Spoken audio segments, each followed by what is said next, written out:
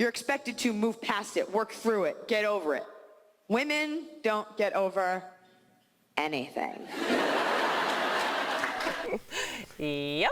Welcome back. That was a clip of Iliza Shlesinger from one of her many specials. After becoming the first woman to win Last Comic Standing 15 years ago, she is now a force in the industry, and you can see her live on tour. Please give her a warm welcome. Iliza, welcome to DBL.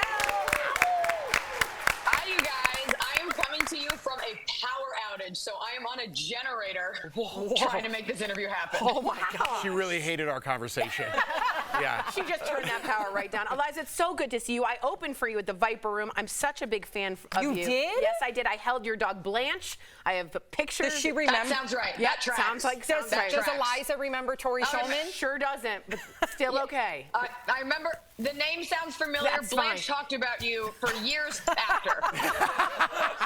The dog was thrilled with your set. Oh, man. She said I slayed. Thank you. I love the term elder millennial. You used for one of your specials. But I wanted to ask you, is there anything actually you admire about Gen Z? Nothing. No, I actually admire their ability to make me feel embarrassed and canceled while also challenging me to want to like have nicer skin. I think they're probably the generation with the best sense of humor. But they are fanged and they are dangerous. So they're like a beautiful spider. So Iliza, we've been talking about Ellen on the show. We talked about her yesterday about making a comeback to stand up before claiming she'll be leaving forever. So in your mind, do you think she's really done with Hollywood after this special?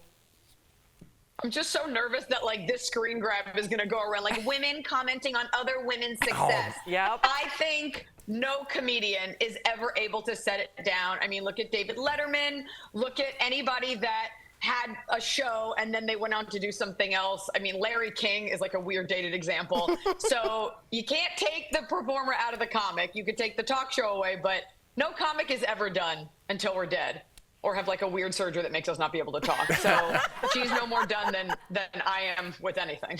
I hope you're right. Absolutely. We just talked to Paul Reiser a couple weeks ago, and he said the same thing. He was on to talk about Beverly Hills Cop, but he was just like, man, I love doing stand-up, and I still do it. So I definitely feel that. Yeah, not everybody should do stand-up, but you will always perform, and you will always find a way to create, whether it's with a Zoom interview in pitch black darkness in a canyon or on tour, which I am this fall. Yeah. That's awesome. I want to get back to the Ellen thing really quickly because people are saying, well, she's not likable. Because we're trying to get you canceled. Can't you see our agenda here? Oh, man, I could do it real quick. Just a few words. I could just sound off on the news. What do you want to know about Ellen? Just like, do you think, obviously you've been in comedy forever. Do you think you have to be likable to be funny? I think likability, like sexuality, is a spectrum. And I think this is why we have horrible presidential candidates. Because one man's likability is someone else's waking nightmare. Yep. And so it's subjective, as is art. Do women have to work a little bit harder at being likable? We'll be right back. No, they do. Yeah. Well said. Yeah. Good answer. Yep, exactly. So you did a movie called Good on Paper, which I watched.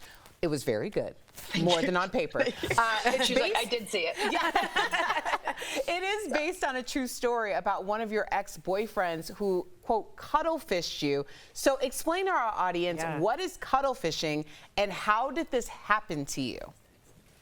So cuttlefishing is a term I tried to coin in the movie, and then Netflix was like, we can't name it cuttlefish. But cuttlefishing is when a man poses as something better than he is to get women, and then ultimately is not that. Like in here, he's pretending he hurt himself. And then I forgot the second part of the question, but that's what cuttlefishing is. And you can rent Good on Paper on Redbox. Yeah. There you go. How did this happen to you, though? How were you in this situation?